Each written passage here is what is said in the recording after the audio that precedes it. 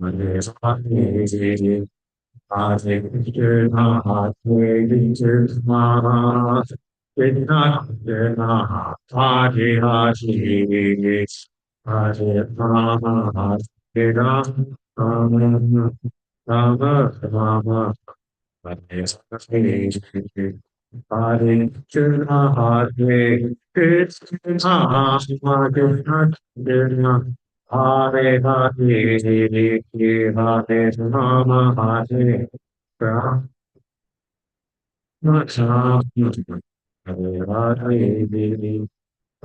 Krishna, Krishna Krishna, Hare Hare, Hare Rama, Hare Rama, Rama Rama, Hare Krishna, Hare Krishna, Hare Krishna,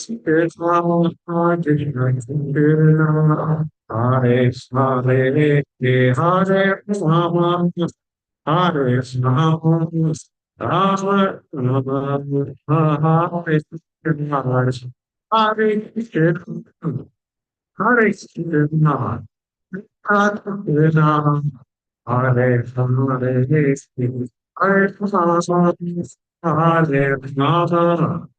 Rama, Hare Rama, Rama Hare Krishna, Hare Krishna, Hare Krishna, Krishna Krishna, Hare Hare, Hare Rama, Hare Rama, Rama Rama, Hare Krishna.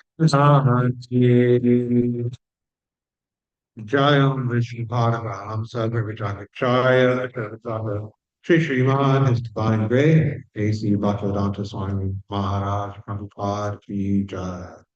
ISKCON founder Acharya Srila Prabhupada Jayam Vishnu Bhagavatam Sarvajaya Sri Srimad Bhaktivedanta Saraswati Goswami Maharaj Prabhupada Ki Jai. Grantharaj Srimad Bhagavatam Ki Jai Gita Gaur Premanande Hari Hari. Om Namo Bhagavate Vasudevaya. Om Namo Bhagavate Vasudevaya.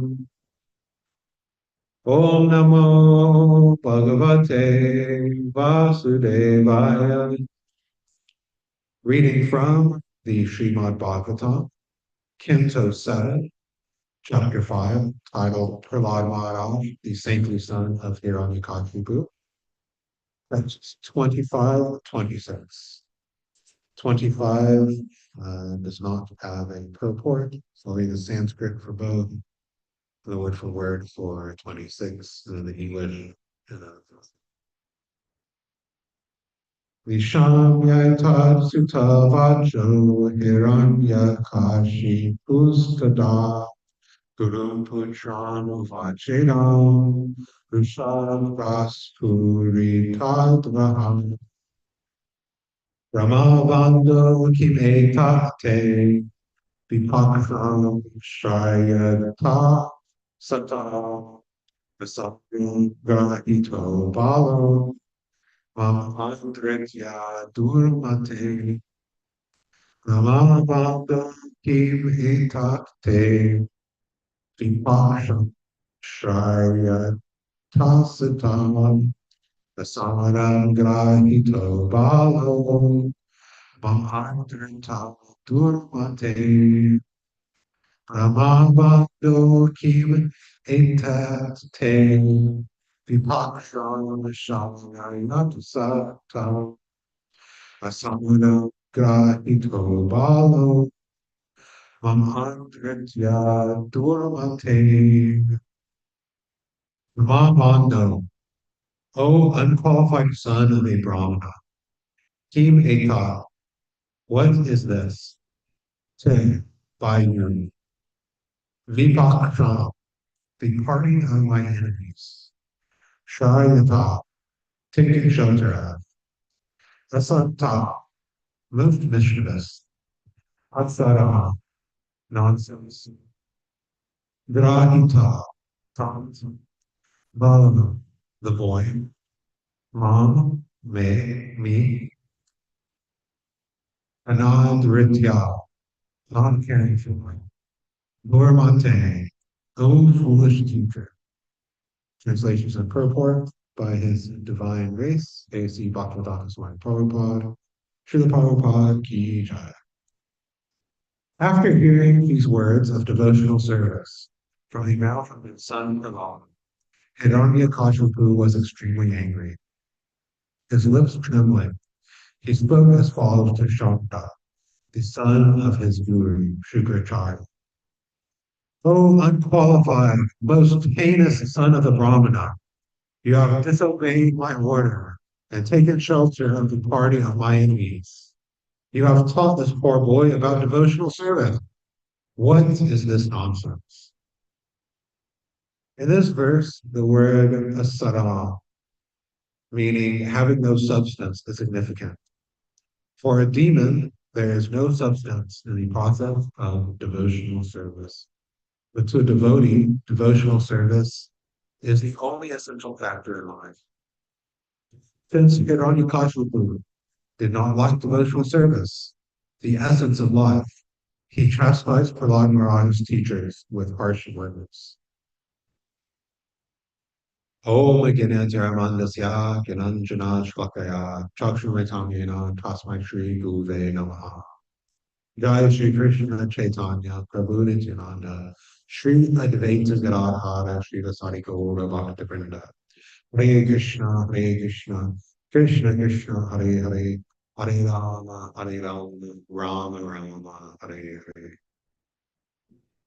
So we are continuing with the story of Prahlad Maharaj, Hiranyakashipu. Uh, if you recall,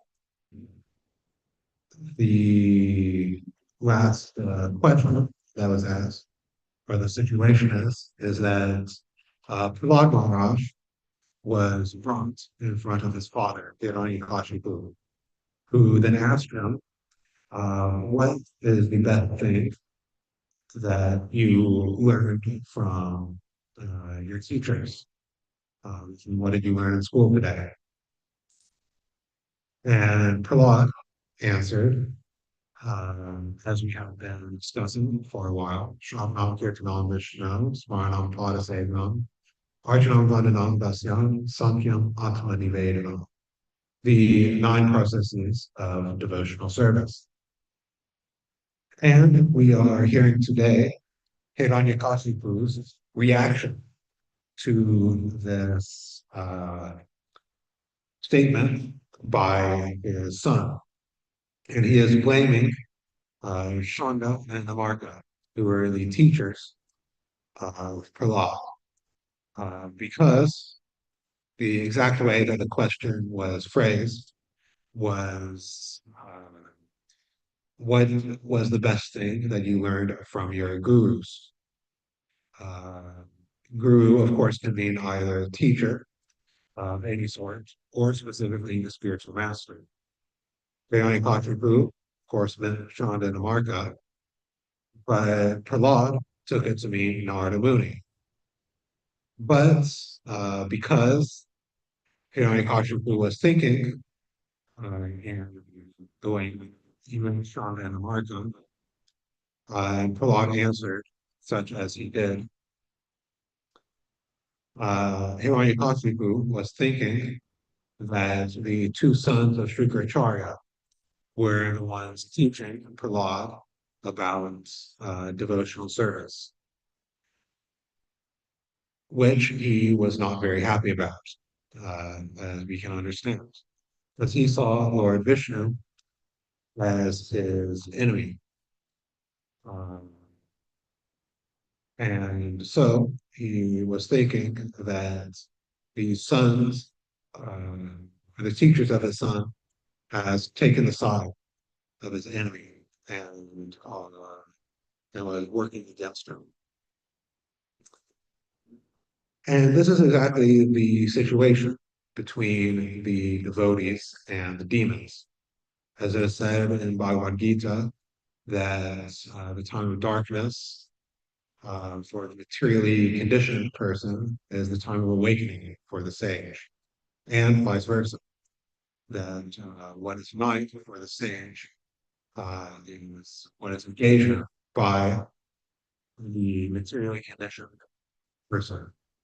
That the viewpoint of the devotee and the non-devotee is more or less exactly the opposite of each other because they have different foundations. There's a different um, viewpoint of what is life, what is the purpose of life, and what is proper behavior. For the devotee, the proper way to live one's life is in service of Krishna by performing these nine processes of devotional service. And that is Prabhupada says, only essential factor in life. That for the devotee, there is nothing else than performing devotional service. In one's own aspirations for material attainments, uh, one's own endeavors in dharma, mundane religious activity, artha, economic development, kama, sensual enjoyment, or even moksha, merging into the supreme or freedom from anxiety, are not the essential factor in the life of the devotee. For a devotee, the only thing that he needs is devotional service because he identifies completely as the um, servant of Krishna. What we consider that we need is a function of how we identify ourselves. If I identify myself as a patriot, then I need a country. If I identify myself as a warrior or a fighter, then I need a battle. If I identify myself as a man, then I need a woman. But if I identify myself as a devotee, the only thing that I need is devotional service. And then one can forget all of these other artificial necessities of life and engage in material activity only enough to keep the body and soul together for the prosecution of devotional service onto Lord Krishna. But for the demon, because he is covered over by Maya in different ways, because he is an illusion, he considers all these temporary identities to be his actual self, and therefore sees no substance in the process of devotional service.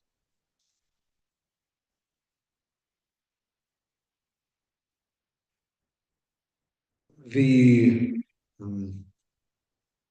way that non-devotees approach life is based on sense gratification because that is the just the opposite of devotional service. In the spiritual consciousness, in Krishna consciousness, we are thinking how to please Krishna, while material consciousness is how to please myself. That is why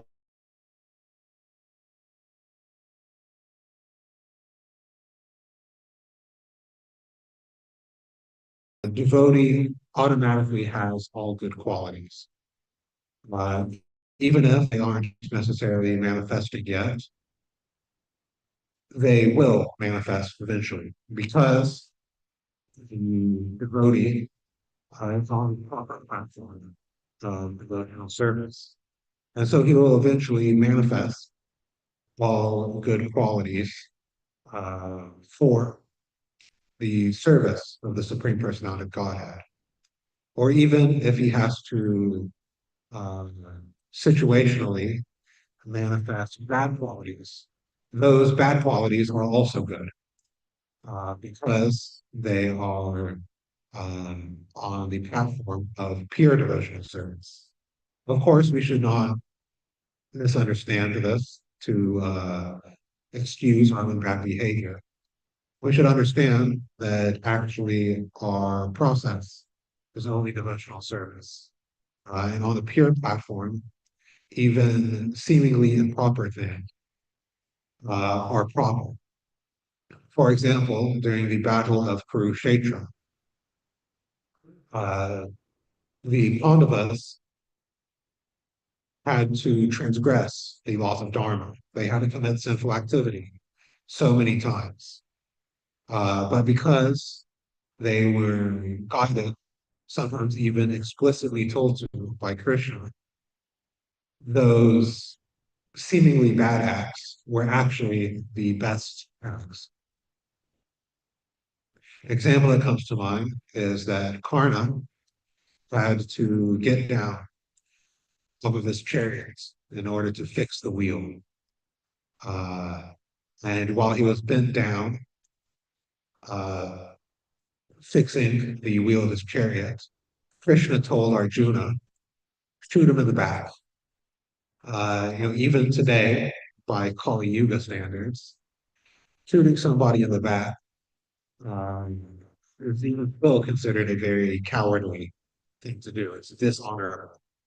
That if you attack somebody who is either running away or distracted or something like that, um, it's not considered a very chivalrous or courageous thing to do. What to speak of actual Kshatriyas, like the Pandavas, who actually had level of honor and dharma that was untold of today. But Krishna says explicitly, shoot Karna in the back. Uh, and Arjuna is celebrated for that activity, at least by us. Even though under normal circumstances, doing such a thing would bring shame onto such a person. Because he was doing it in devotional service, it was considered a glorious activity. Another example, of course, is Maharaj Yudhisthira, that uh, he was known throughout the world as being incredibly truthful, that he does not tell lies. But when they had to have um, Dronacharya drop his weapons, because he had a benediction, Dronacharya, that um, he could not be killed while he was holding his weapons, which itself was a big problem because to attack somebody who wasn't holding their weapons was also dishonorable according to the Donner Veda, the rules of battle. So they made a trick that they killed an elephant named Ashwatthama, which is also the son of, which is also the name of the son of Dronacharya. And when they killed it, Bhima shouted, uh, I've killed Ashwatthama, the elephant. Uh, but Krishna blew his conch shell loudly to block out the part that said the elephant. But because Dronacharya didn't believe it fully, he didn't drop his weapons and shot until Yudhisthira came. And Krishna told Yudhisthira, you have to lie, Dronacharya. And Dronacharya believed Yudhisthira because he was known to never lie. And Yudhisthira said, yes, we have killed Ashvatthama. Dronacharya dropped his weapons, got his head chopped off. There's more to the pastime as well. But the point is that even these bad uh, or so-called bad qualities are good if they're in devotional service. So a devotee can be said to have all good qualities because the good qualities themselves are manifested even in the sadhana stage, and even when we are not yet pure, the good qualities are coming, even if they aren't totally manifest yet. Because by the process of chanting Hare Krishna and of practicing devotional service, all good things manifest. There is no need for any other extraneous process in order to develop any good qualities. The only thing needed is devotional service. On the other hand, the non devotees, even if they have good qualities, are said to not have them because it is all on the platform of sense gratification. And so it is temporary because everything on the platform of sense gratification is temporary. It's here today, gone tomorrow. Even if it lasts uh, for one's entire life, in their next life, they will attain a different body. And then might keep or lose some good qualities depending on that uh, form of life. Somebody has the good quality of cleanliness. They might be very clean throughout their entire life. But if due to their sinful activities, they take the body of a dung beetle in their next life, what is the point of their cleanliness? Uh, so it is said that the demons, the non-devotees, do not actually have any good qualities because they are impermanent, because they are unconnected with Krishna. So we should understand this very thoroughly, scrutinizingly, that because it is sometimes easy, or it is sometimes done to confuse the process of devotional service with other processes. So this mundane religiosity, welfare work, some sort of vague New Age spirituality. But all these things are not process of devotional service. The process of devotional service is serving Krishna. Welfare work, mundane religiousness, kind of uh, vague goodwill towards others might be possibly on the stage of the mode of goodness. Not necessarily. We read in Bhagavad Gita that these different processes, uh, charity, austerities, etc., can be performed in any of the modes. But we should understand that even if it is in the mode of goodness, it is not necessarily devotional service. That one can be performing these pious activities, giving charity, performing austerities, uh, having a religious attitude or even religious viewpoint in many ways, or religious rituals, etc., piety, and still be a demon uh, because it is connected with the process of devotional service.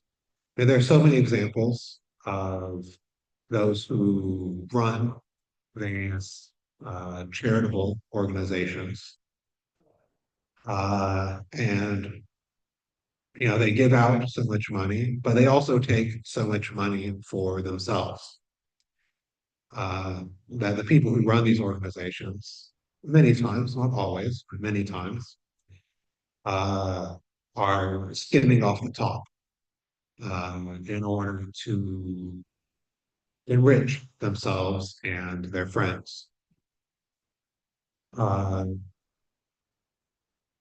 but once again, to reiterate the point, that even if that isn't happening, one can still be a demon because it is done all on the material platform. And even mundane religiosity can also be done on the material platform, but it is not connected with actual devotional service.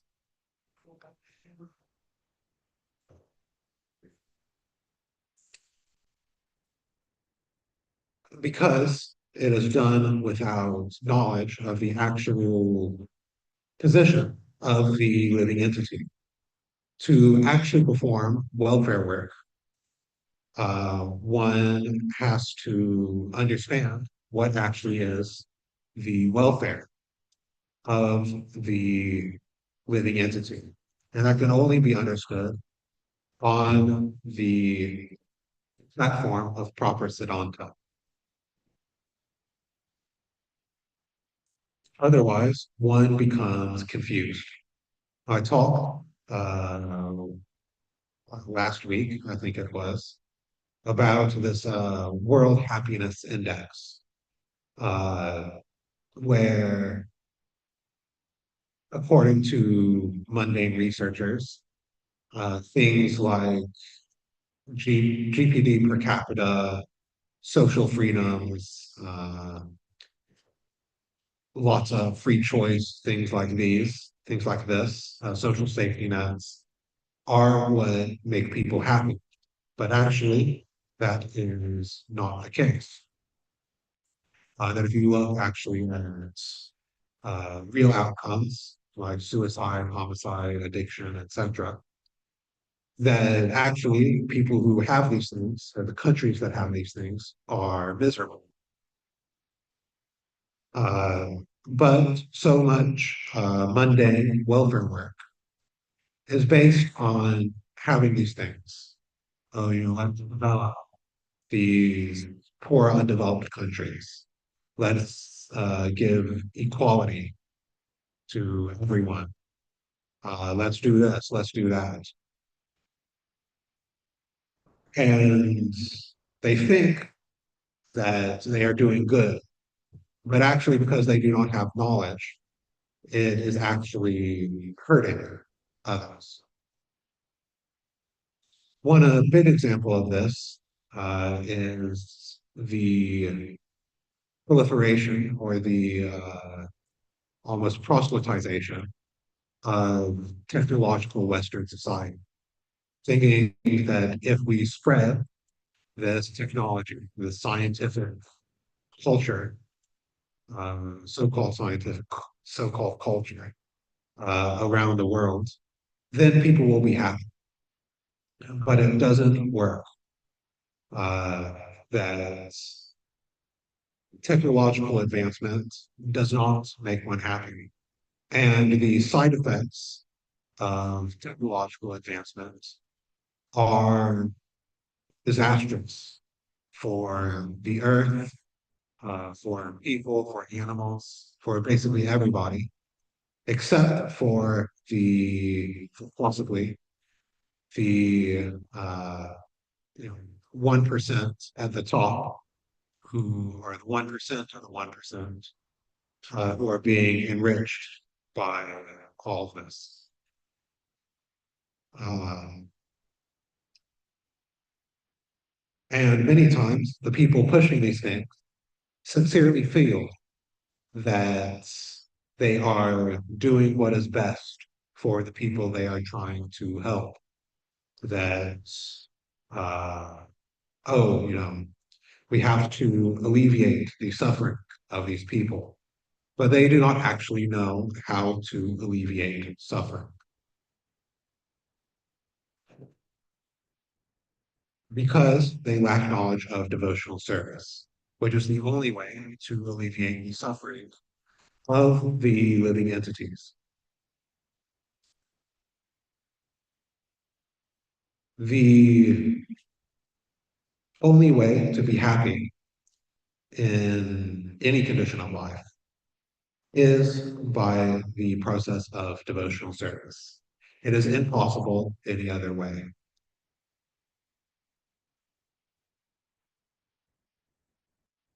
But as pointed out or implied in this verse in purport, the those without this knowledge see it exactly the opposite. That devotional service, they say, is too restrictive. You have to avoid these four pillars of sinful activity, which is basically the sum and substance of life, especially in Kali Yuga. You have to spend so much time repeating the same 16 words over and over again, for a couple hours every day for the rest of your life. Um, you have to read these books. You can't do this, you can't do that, can't go out to restaurants, can't do all of these things. So what they say, what is, substance is there to your life. Of course, the devotee sees it exactly the opposite way, that there is only substance in devotional service, and there's actually no substance in material enjoyment. And we can judge by the results that many of us, I would probably say all of us, uh, engaged sometimes very intensely in the process of sense gratification. And it was unsatisfying. It did not bring happiness. It often brought exactly the opposite of happiness. But when we engage in devotional service, we can understand that this is satisfying. There doesn't need to be any external uh, convincing like there is in the case of sense gratification. And in the case of sense gratification, there has to be messaging in the media and schools and everywhere. Oh, this is how you enjoy, this is how you enjoy, this is how you enjoy. And then, we think, because we don't want to admit that we wasted our times. We do something, we try to enjoy our senses. And when it's disappointing, we're like, no, no, no, I was actually enjoying. But devotional service isn't like devotional service. The example is given, I believe, in the 11th canto, that it is like hunger. I do not need any convincing that my hunger is going away after I eat. It's automatic um, and directly perceived or directly experienced that if I am hungry, I eat, and then my hunger goes away. There doesn't need to be a media campaign or a social movement to tell me that my devotional service is the same way. It is automatically satisfying to the living entity, which is why to the devotee, it is the only essential factor in life. So we should try to come to this stage. Do not become distracted by the processes of sense gratification and the propaganda that it is something worth doing, that it is essential or needed or anything else. There's only one essential factor in the life of a devotee, and that is devotional service onto the Supreme Personality of Godhead and not anyone else. So we should understand this by intensely um, engaging in the process of devotional service, as well, which includes, I should say, both chanting the Hare Krishna Maha Mantra, which is the only way in Kali Yuga. There's no other way. And by studying Srila Prabhupada's books very scrutinizingly. Srila Prabhupada told us how to study his books with lots of adverbs, scrutinizingly, thoroughly, scientifically, etc.,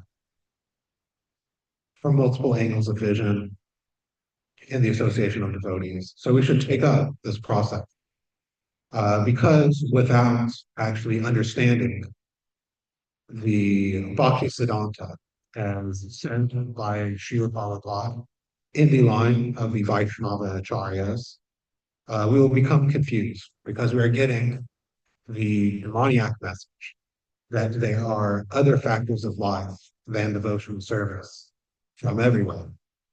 If you watch a YouTube video, there's an ad for it that's promoting one thing or another. If you go out uh, onto like in the town or something, see a bumper sticker that is promoting that there's something other than devotional service that is an essential factor in our life. But we have to understand that by reading Prabhupada's books, that will tell us something because he has distilled the message of the Acharyas as well as all the Vedic literature into his purports. That'll tell us something that you won't get anywhere else, which is that devotional service is the only essential thing in life, and that we don't need anything else to become happy and to perfect our life. That we can forget everything else and just focus on serving the Supreme Personality of Godhead in various ways. So I will end here. We have about 18 minutes left for comments, questions, if anybody would like to add anything.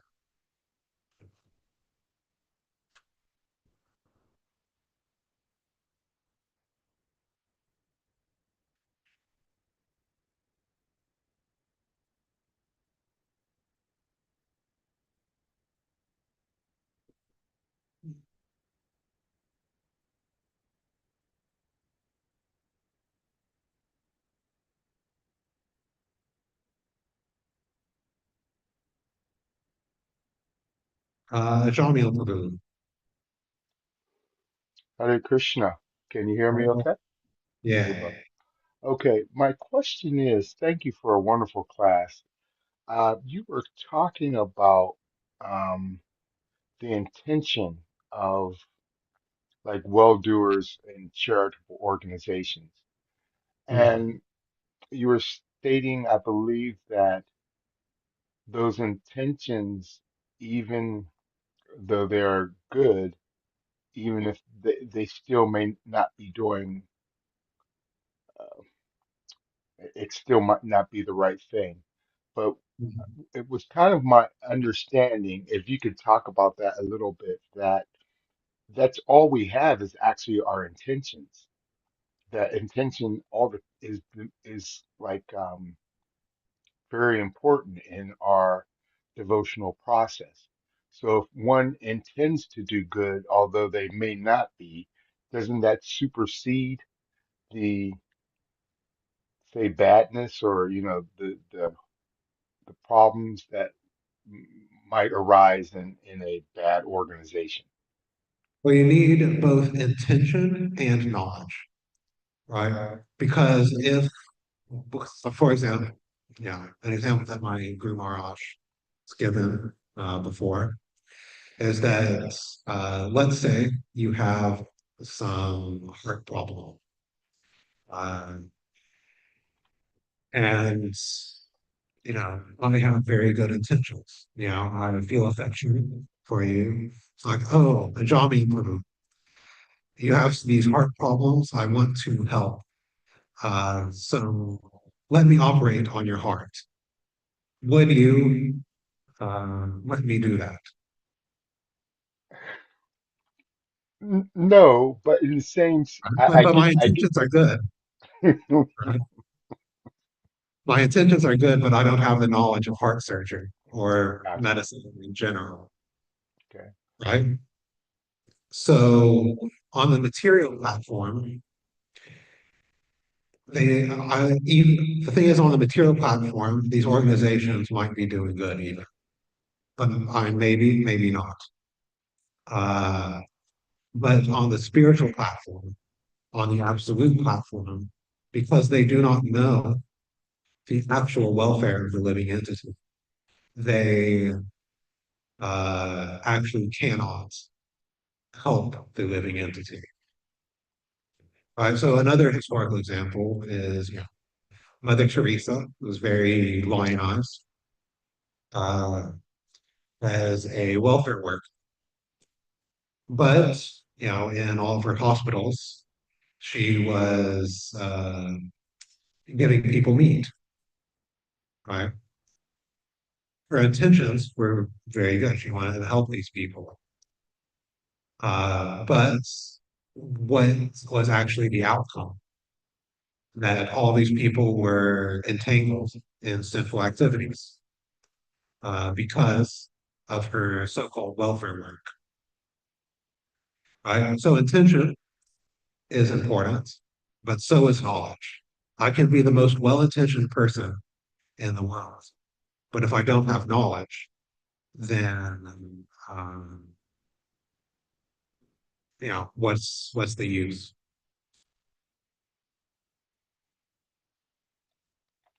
Thank you. Thank you. I wanted to hear a little bit more about that, and thank you for bringing those examples up. Hare Yeah, Krishna. thank you, Honorable. Hari Chakra Prabhu. Prabhu. I see your virtual hand.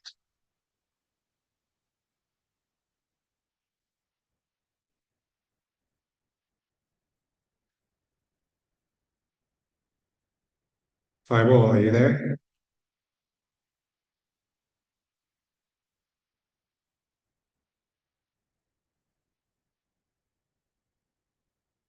That's all. Yeah, Hare Krishna. Fireball.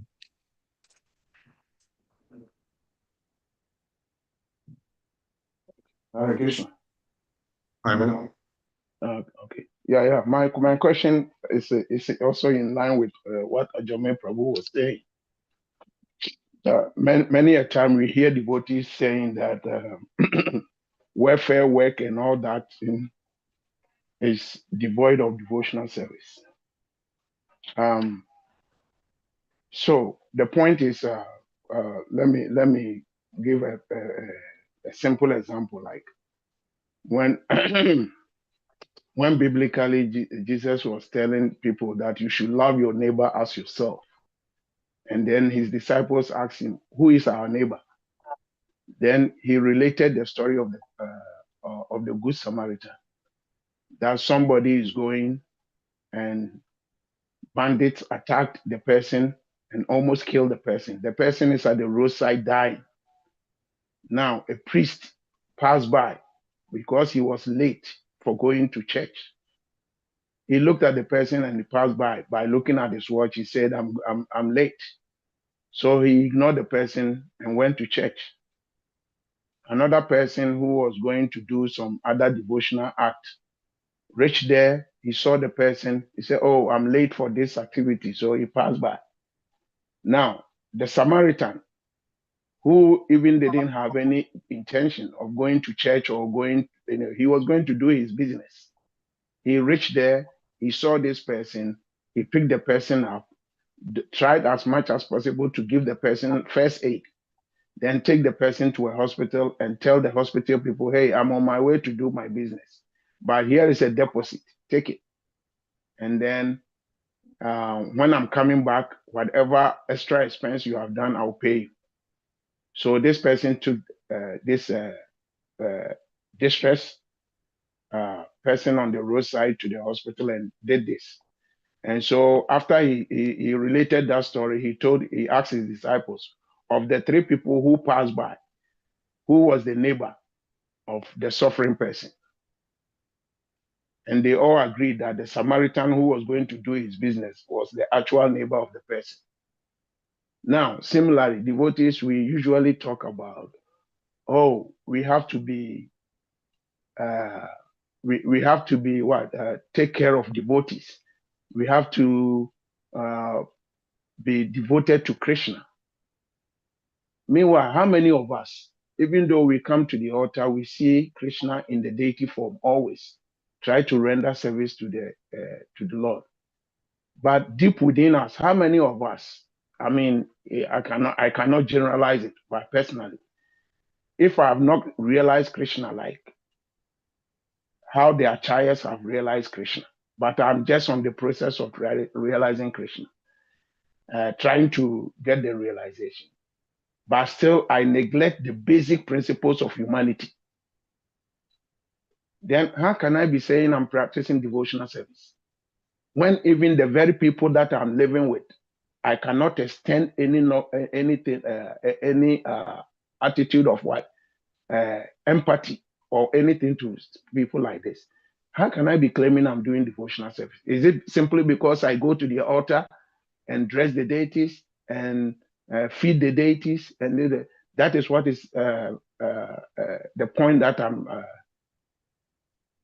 doing devotional service? So I think that Ajame's question needs a deeper explanation, because other than that, then, and the other aspect also is when we go out and we meet people that we call kamis, deep within our heart, we may see somebody as very fallen, as a kami, but maybe in the eyes of Krishna, that person may be a very exalted person, very exalted devotee.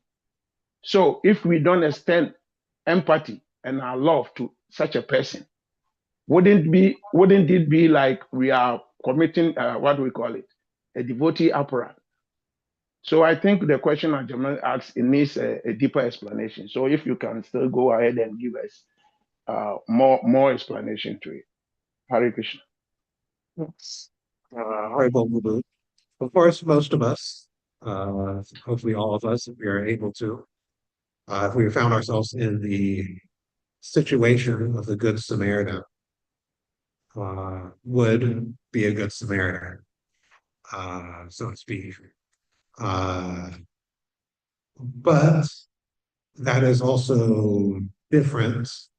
So it seems like a couple things might be um, being overlapped here.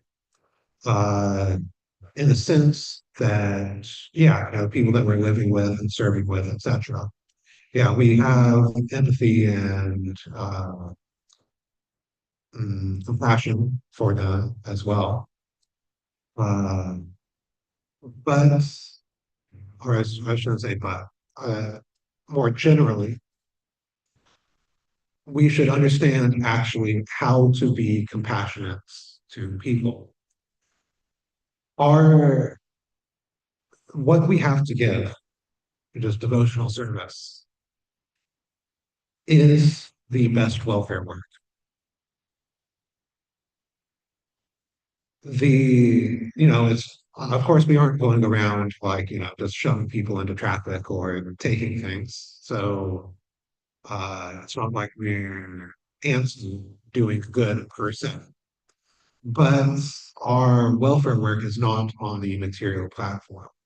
Here's an example that at various points in the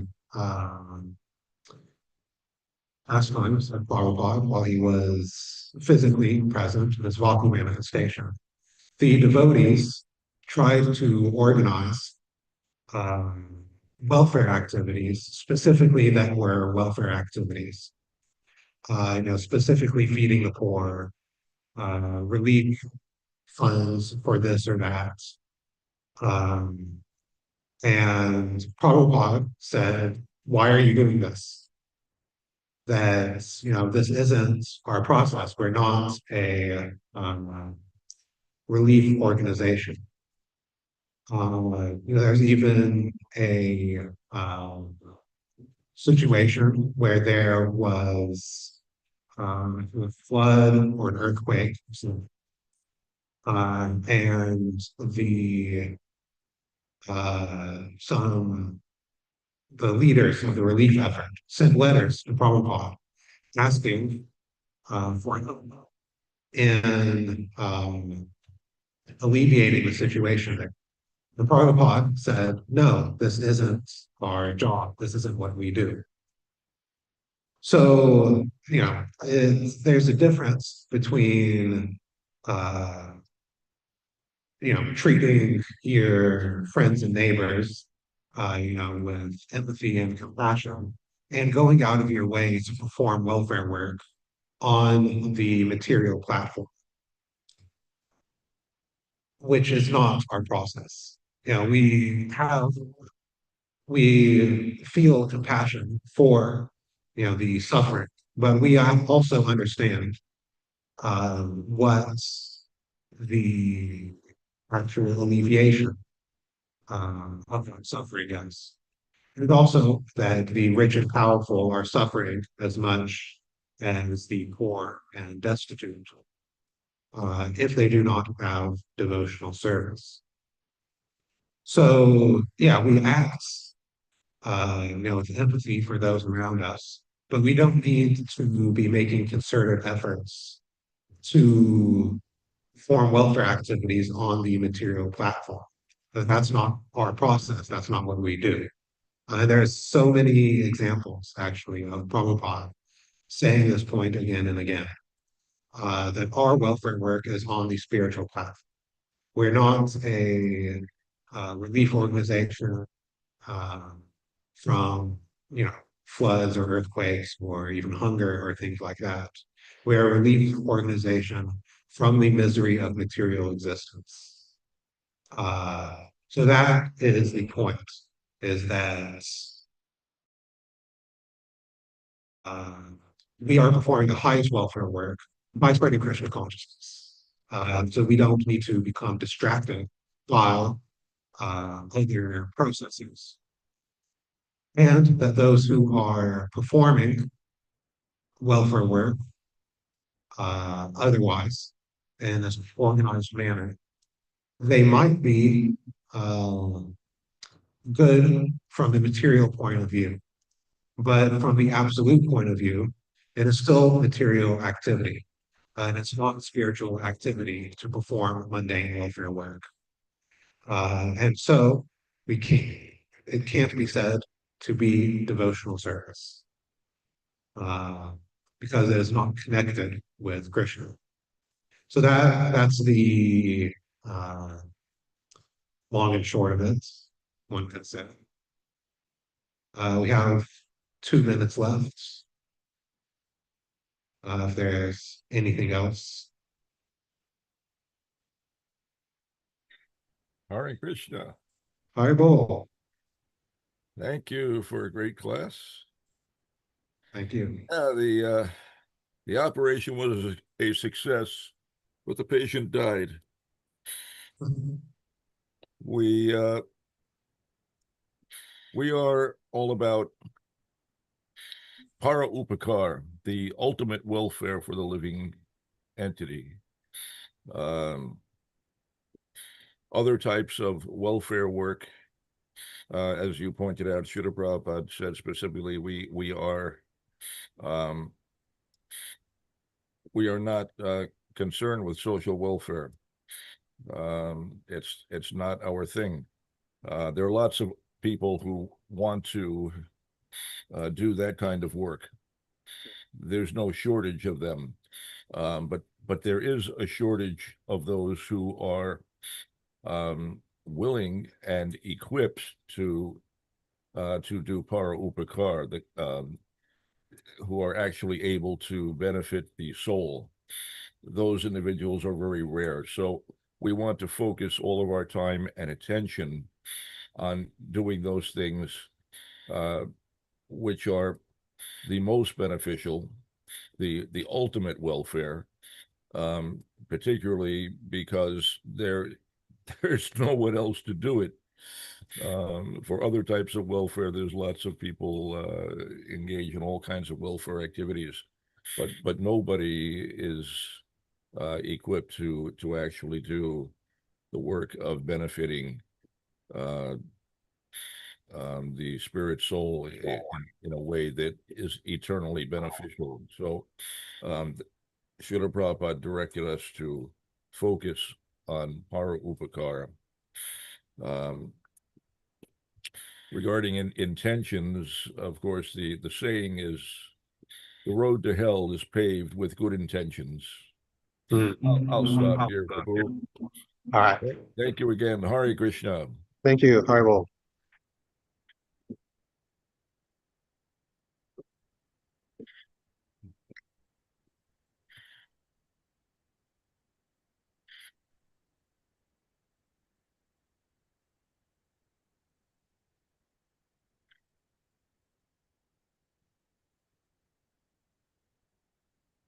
Jaya Shri Radha Damodar. Hare Krishna.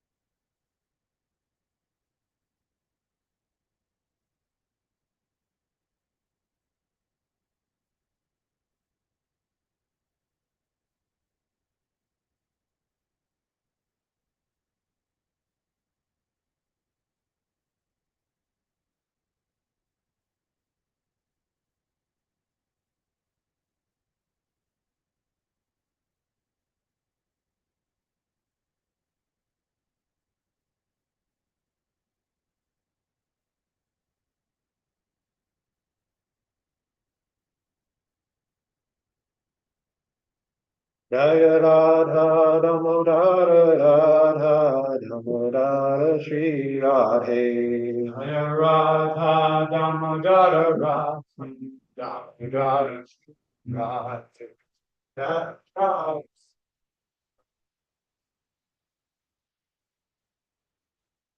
Jaya Radha Jaya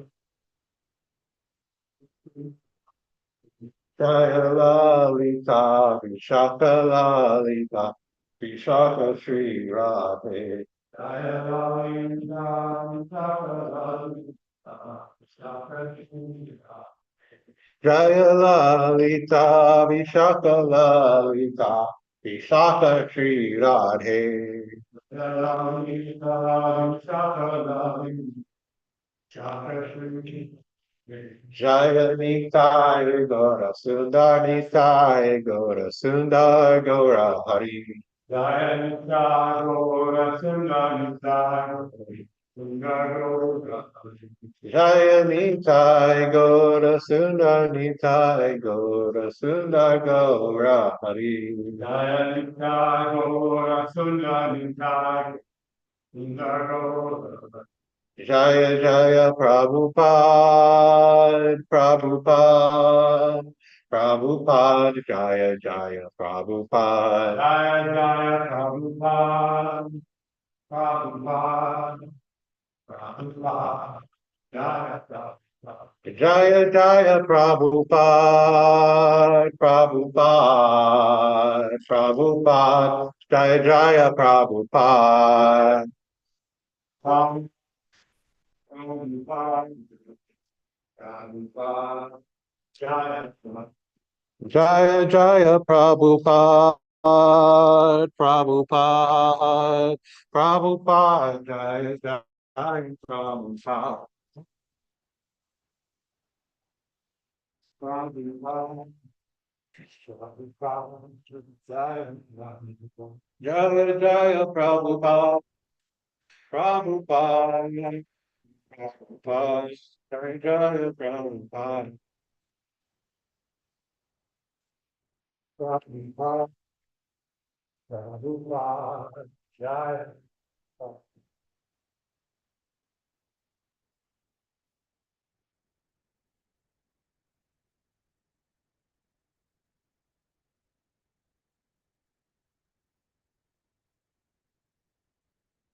Sri Guru Charana Padma Kevala Bhakti Sadma Sri Guru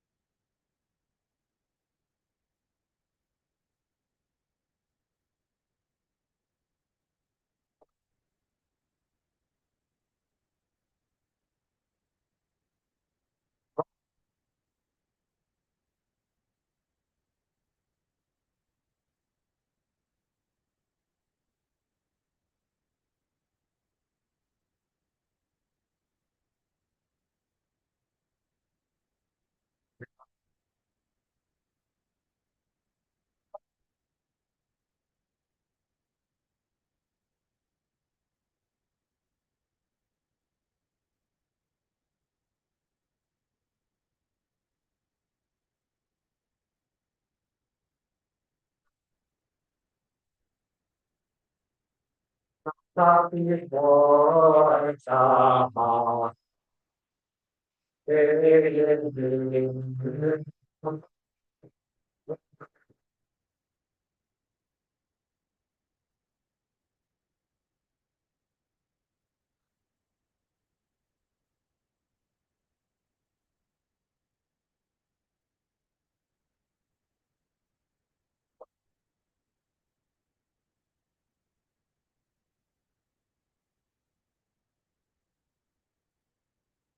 Satyama Sindhi Virasman Ayana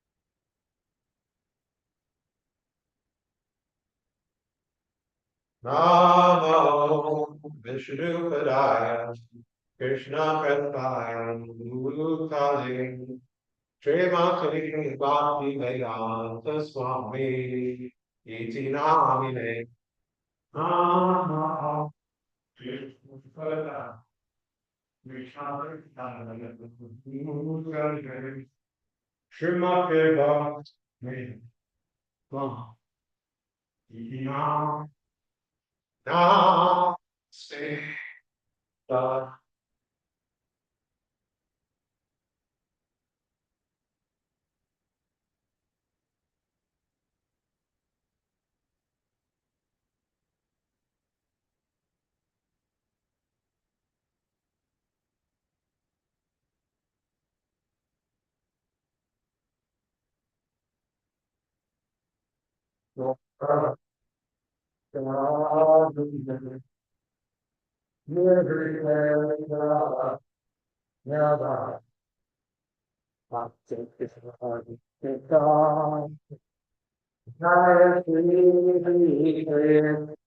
Chaitanya Prabhu Nityananda Shri Advaita Gadadhar Srivallabhi Vrindavan Anushri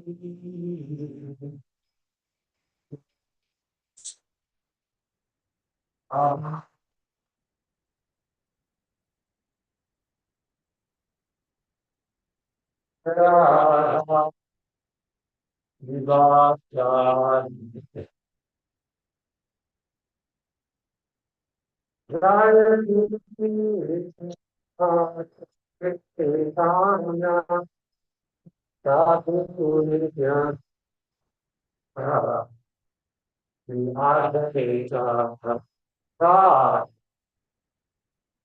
Krishna, Krishna Krishna, Hare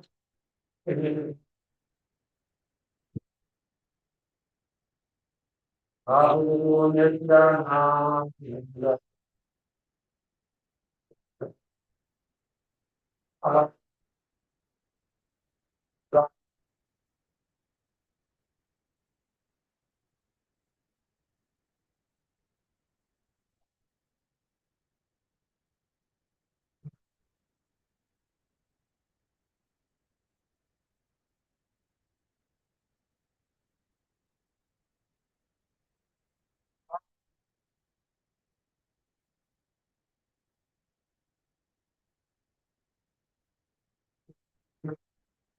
Ram Krishna, Hare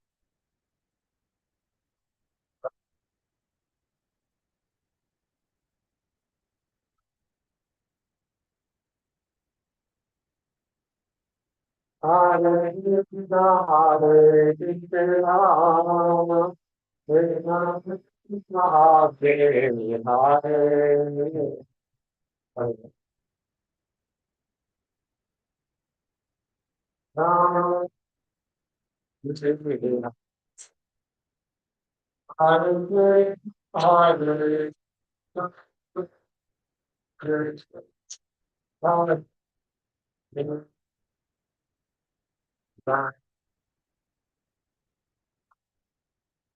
Rama, Hare Krishna, Hare Krishna, Krishna Hare Hare, Hare Ram, Hare Krishna, Hare Krishna, Hare Krishna, Hare Krishna,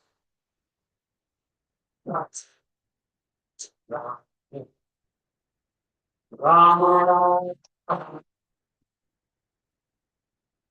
Hare Krishna, Hare Krishna,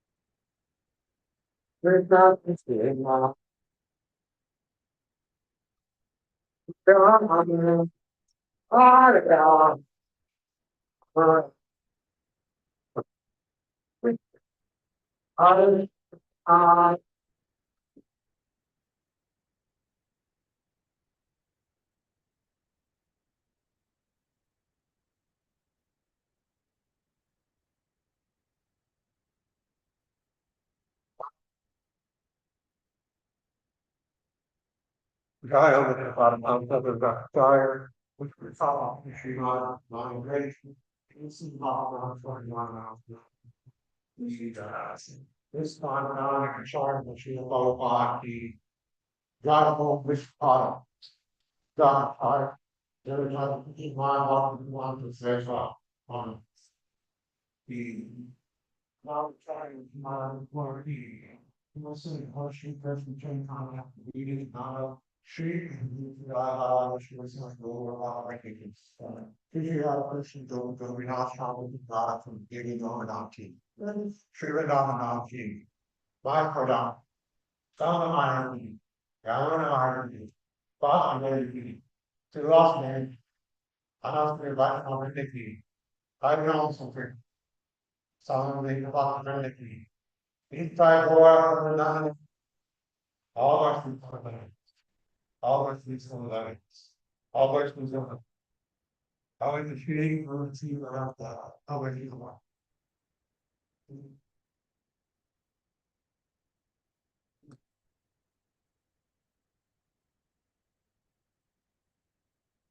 The notice me of our spiritual ground, the only way by which we can attain pure devotional service.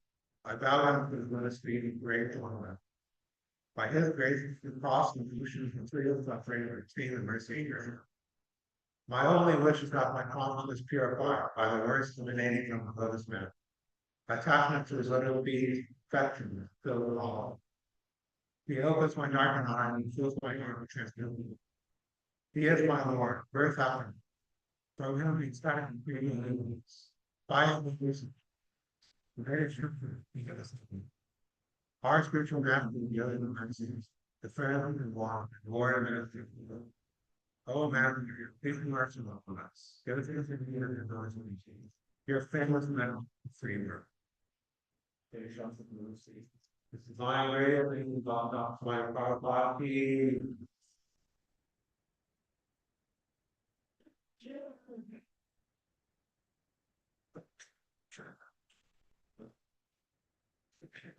I will,